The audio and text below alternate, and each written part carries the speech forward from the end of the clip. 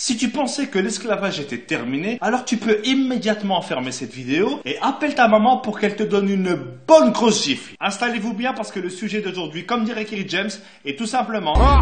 Aujourd'hui, on va parler du franc CFA. Alors déjà, première blague. CFA, ça veut dire colonie française d'Afrique. Je sais pas si vous vous rendez compte, ils ont une monnaie qui porte comme nom colonie. Ils auraient très bien pu l'appeler ferme-la et donne-moi tout, ça aurait été pareil. Mais il y a quelques temps, ils se sont dit, c'est vrai que colonie française, ça se fait pas. C'est un peu chmette, quoi. Et du coup, ils ont décidé de changer. Et maintenant, ils appellent ça coopération financière d'Afrique. Alors là, je dis bravo.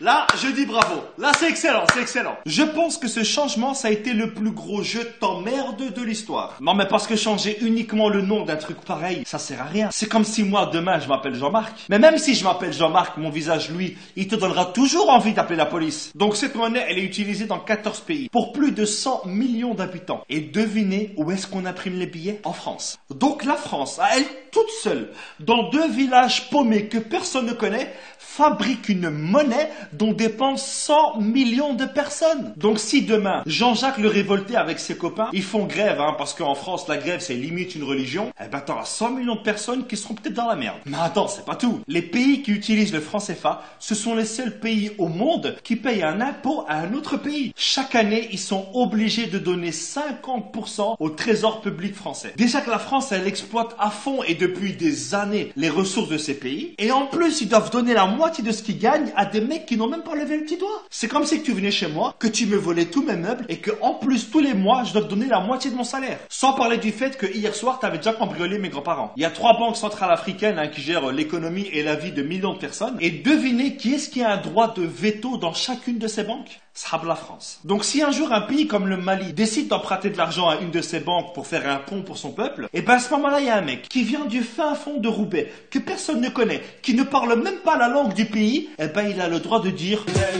le slogan de la France, ça devrait être maintenant liberté, égalité, fraternité au-dessus de la Méditerranée. En dessous, non, tu pues la merde. Et puis quand j'entends que la France fait des dons en Afrique, non, voler 50 € à quelqu'un et lui donner 10 €, ce n'est pas un don, c'est un remboursement. Et heureusement qu'il y a eu des chefs d'État qui se sont rebellés contre le franc CFA. Il y a eu par exemple Sylvanus Olympio. Ah non, lui il a été assassiné, pardon. Il y avait aussi Thomas Sankara. Non, lui aussi il a été assassiné. Non. Il y a aussi Modibo Keïta. Non, lui il est mort en prison, pardon. Je crois que je vais arrêter là. Récemment, François Hollande est allé à Bamako. Et je pense que sur une échelle de 1 à 20 sur le manque de respect, je pense qu'on doit être à 1000 ou à 2000. Regardez. Cher Président, cher Ibrahim, j'ai été très sensible aux mots que tu as bien voulu prononcer. Alors déjà, depuis quand est-ce qu'on appelle un président par son prénom? Et depuis quand est-ce qu'on tutoie un président? Mais c'est quoi ce manque de respect? Tu crois que c'est ton fils? Mais bon, pas grave, regardez la suite. Quand la France est en Afrique, elle ne cherche pas à exercer une influence.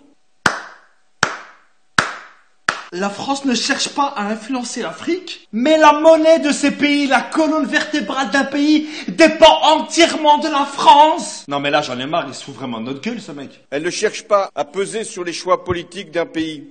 Quoi? Combien de chefs d'État africains ont été destitués par la France? Et encore moins à capter ses ressources. Non c'est bon, je me tire, c'est bon.